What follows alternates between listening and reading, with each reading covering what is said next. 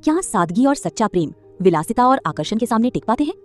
यही सवाल उठाती है राजा राधिका रमन प्रसाद सिंह की कहानी कानों में कंगना। ये कहानी है नरेंद्र के जीवन की, जो एक साधारण, संवेदनशील और नैतिक व्यक्ति है। उसके जीवन में दो स्त्रियां आती हैं। पहली किरण, जो प्रकृति की तरह सरल, निर्मल और पवित्र है। उसका प्रेम सच्चा है, दिखावे से दूर है। दूसरी किशोरी, जो आकर्षण, सौंदर्य और विलासिता का प्रतीक है। उसकी दुनिया चमक दमक और भोग विलास से भरी है।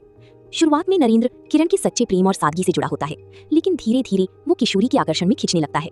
यहीं से शुरू होता है उसके जीवन का नैतिक द्वंद्व। एक तरफ सादगी और सच्चा प्रेम, दूसरी तरफ भोग विलास और झूठी चमक। नरेंद्र अंततः किशोरी की ओर झुक जाता है। वो सादगी को छोड़कर विलासिता को चुन लेता है।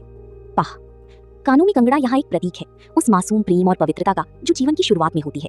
लेकिन जैसे जैसे इंसान भौतिक आकर्षण में फंसता है, वो अपने असली मूल्यों से दूर हो जाता है। और यही होता है नरेंद्र के साथ। वो धीरे धीरे नैतिक पतन की ओर बढ़ता है, और जब उसे अपनी गलती का एहसास होता है, तब तक बहुत देर हो चुकी होती है। अंत में बचता है सिर्फ पश्चाताप और खालीपन।